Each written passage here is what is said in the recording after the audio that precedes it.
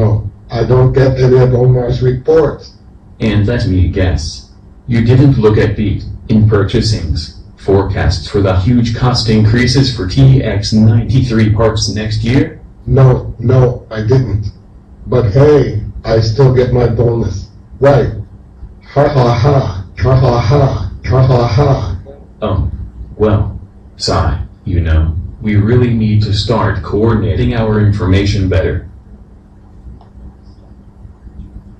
Did you realize, this is almost a true story. This is what happens, that a sales person who doesn't look into the inventory information, who doesn't look into the costing for the next, the very business that he has sold and what's going to be its cost. He is given a discount. He has also invested in a promotional campaign. In fact, does he deserve a bonus? No, in fact, he has costed his company much losses. And this is where a business intelligence plays an important role, that when he was investing in that promotional campaign, or he was giving a discount, either he would have got an alert from his boss, because his boss would have had those information at his disposal, or he himself would have taken care that he doesn't commit to the market as a price or invest in promotional campaign. And his HR would have taken care of his bonus in the negative sense. All right. Today, I think I'm short of ideas. How do I communicate? That world has changed. World has changed, and world is changing at such a pace that it's very difficult to understand the environment in which a business user is working today. The pace of change is a very previously business cycles or any business model used to last for 20 years. Today they say it's less than 3 years. A business model comes in and the whole business model changes. And I'm talking about a macro concept. Imagine an industry within that business model and imagine a company operating in that industry.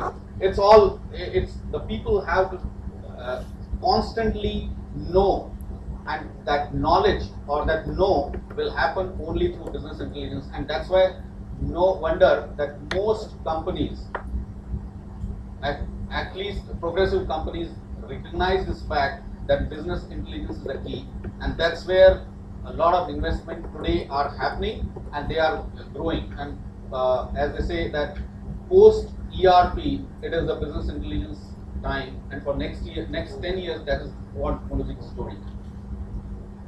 I can give examples from each of the industry, but I thought let me pause here and share some of developments which are happening within the country, particularly which is near and dear to me, because I had launched the public service business for my firm, and I was taking and I am taking a huge pride in mentioning some of the developments that some of you certainly will not know. All of you may have heard about Aadhaar, that Aadhaar card. Do you know a fact about that Aadhaar enrollment on the biometric space? Biometric space is the 10 different pictures of our fingers, or 2 different irises, and the face, all put together as a combination for one identity. We have already crossed anywhere in the world such a database existing, which is only 1/10 of that size today. Meaning we are 10 times the US visit, which is holding that kind of data. And that's happening in India. And that technology, the biometric technology or the algorithms, are all new to everybody in the world. And that's happening in India. Then there is Crime and Criminal Tracking Network System, CCTNS, which may not be known to us, the normal people, but what used to happen earlier is a criminal doing something in one thana area If it doesn't next, there is no record, because there is no collation of record. So government, particularly Ministry of Home Affairs, they had some kind of database raising from a police thana, raising to the divisional headquarters to the state, and so they had a state crime records bureau, and then there was a national crime records bureau, NCR. So they have this CCTNS, which is based on business intelligence. The whole the data which is getting accumulated at each police station is getting gathered at the National Crime Records Bureau, and that's happening on open source. And that's where I mentioned that open source technology in BI is Pentaho and such stuff. Then there is another development happening on the health side. Our population poses a huge challenge, and in terms of health, the electronic medical record is a concept which is now getting implemented across the states. So a lot of predictive analytics will be done on that, so that ahead of time we are able to either contain some disease or at the same time grow the health of our citizens.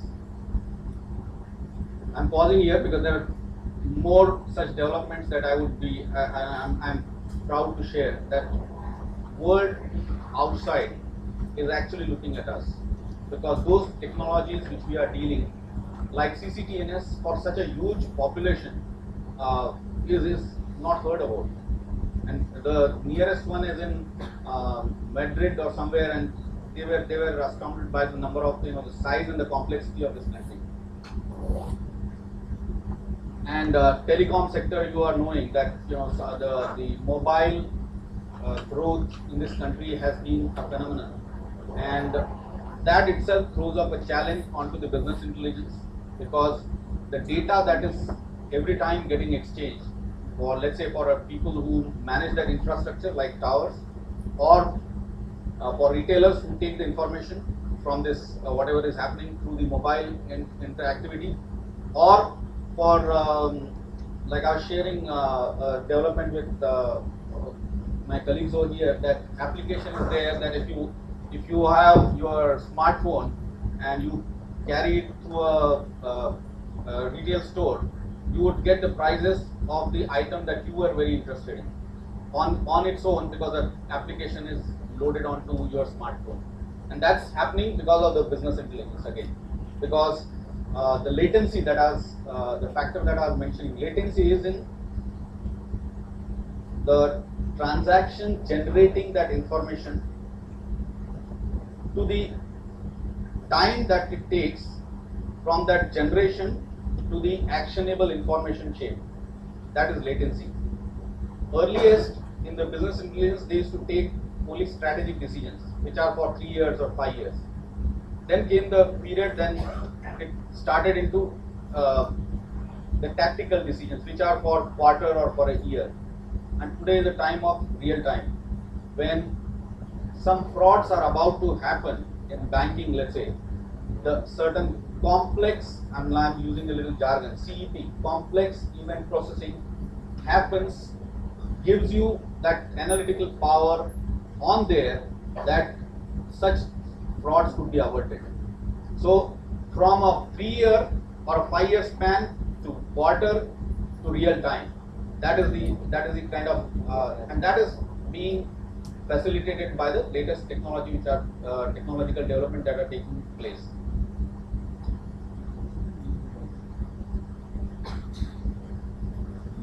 I would have loved to go down further onto the very, very theory aspects of typical architecture, but I am stopping here, and I think I know it's enough for the day.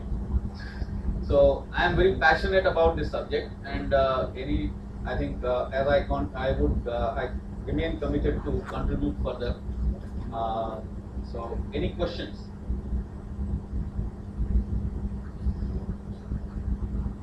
All right. Thank you very much. Yeah. Yes.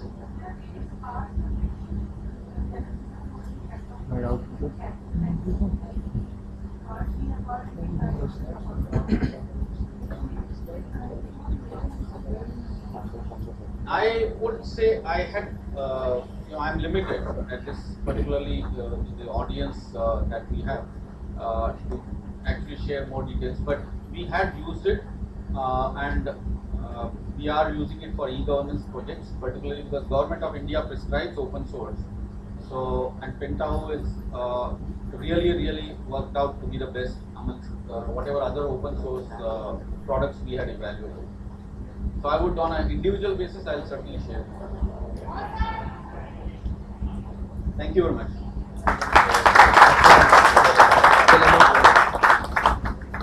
Thank you, sir, for imparting great information and knowledge on this topic to our generation.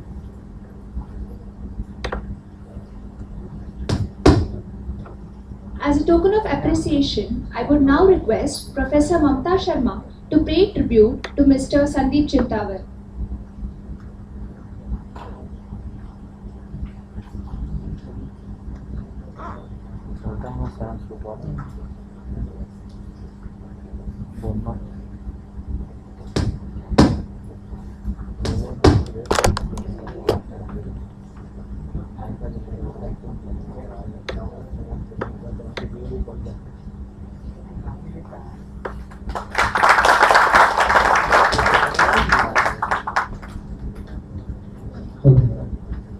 I would now request Mr. K.T. Subramaniam to pay tribute to Mr. Satish Painting.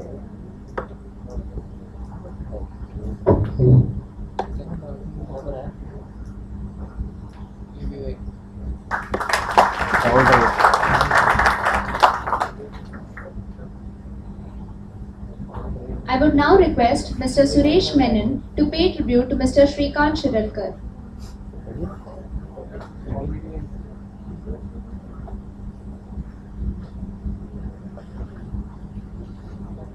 कुछ दिख तो नहीं रहा है camera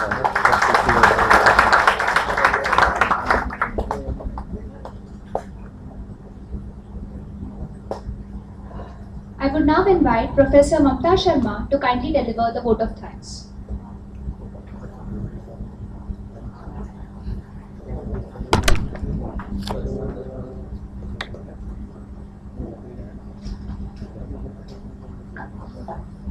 Dr. Shiva Kumar, Director SISCOMS, Mr. Sandeep Chintawar, Mr. Satish Painting, Mr. Shrikant Shiralkar, and our most valued invited guests, faculty colleagues, and dear students. It is indeed a proud privilege for me to propose a hearty vote of thanks on behalf of Organizing Committee of CSI Navi Mumbai chapter. First and foremost, I would like to thank Mr. M.D. Agrawal for his immense support and guidance he has extended to us here at Navi Mumbai. We are also extremely grateful to our guest speakers, Mr. Sandeep Chintawar, Mr. Satish Painting, and Mr. Shrikant Shiralkar for enlightening us with their inspiring words. And I'm sure the students will take advantage of that and they will understand how important these communication skills and soft skills are there along with their technical knowledge. And I also extend our sincere thanks to our director, Dr. Shiva Kumar, and our mentors, Dr. A.K. Sen Gupta, for their continuous encouragement and guidance for keeping this event in this college. I express our profound and most sincere gratitude to you all for honoring our invitation. And I hope to have many more such interactions in our college here in the near future under the banner of CSI Navi Mumbai. And last but not the least, I call for a big round of applause for the student volunteers who work round the clock to make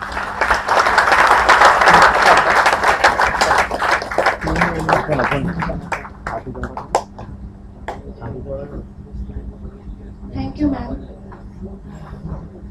Ladies and gentlemen, I would now request all of you to proceed for snacks and tea, which is organized outside the auditorium. I request the volunteers to guide the guests.